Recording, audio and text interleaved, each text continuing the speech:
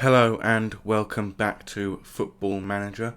We are now at the second of our three group stage matches. Currently, we are third in the group, thanks to a 0-0 draw with Portugal, which you would have seen yesterday if my schedule holds up, which the current state of affairs isn't looking very likely, because reasons. If we beat Denmark, it's effectively just between who wins between us and Poland on who goes through to the next round. Because I think Portugal should beat Poland, giving them 3 points. Us will be on 4 points. Portugal will be on 4 points. Portugal are going to beat Denmark, almost a guarantee of that.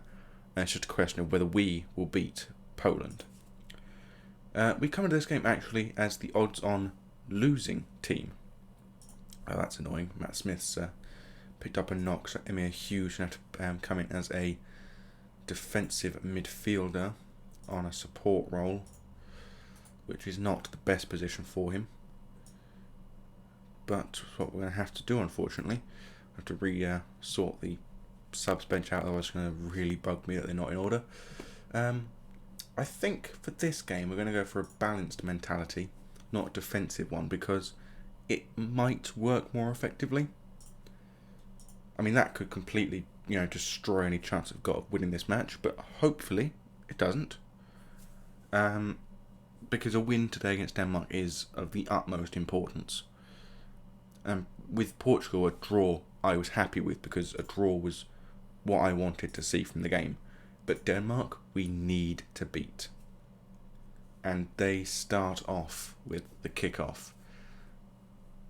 And I'm not going to pronounce many Danish names. As I said last video, I'm not going to be very good at pronouncing foreign player names because I just don't know how to pronounce them, how, the correct pronunciation of certain words are, for instance. Like, for instance, I know how to pronounce Schmeichel, because that's, one of the most well-known football names in the world. Kasper Schmeichel, Peter Schmeichel. It's a very common name for a footballer, especially a goalkeeper. Anyway, Roberts picks up the ball inside their box now. Brooks with the ball plays it back to Roberts. Now to Ramsey. Loses out to Jensen. I know Jensen because of old football player from the 70s. Literally the only reason I know it. Watching old football matches. Obviously I know, for instance, Anderson on the bench. No, I pronounced that. Thanks to James Anderson, our cricket player, and that it's not a difficult name to pronounce. Ball over the top, trying to find Tyler Roberts, finds Woodburn instead, now into Roberts, and a tackle from the defenders, and Schmeichel there, using his psychic powers, which I thought were illegal in the game of football, to hold the ball aloft without his hands. Maybe that's just Football Manager bugging out, I'm not too sure.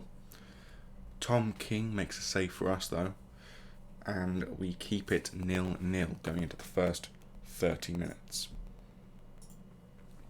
I'm a bit creative for the next 10 minutes, hoping that we can actually pull something out of the hat, because in the second half we're going to a more attacking mentality, because we're going to need to get forward, unless we go 1-0 up in the first half, that is. Denmark with the ball now, gets it through to our box, and it's blocked well by Ben Davies. Woodburn picks the ball up now and clears it long, looking for Roberts, who actually does find him, and he shoots, but it's saved by Kasper Schmeichel, giving us a corner kick. Swung in, but it's a very poor corner, and it's headed away for Brooks to pick up. Then Woodburn tries across, but it's blocked again by the Danish defenders, and then cleared long by Denmark. Currently, we sit on 2 points, which would be, at least currently, enough to put us into the top 2, but Poland and Portugal still need to play their game.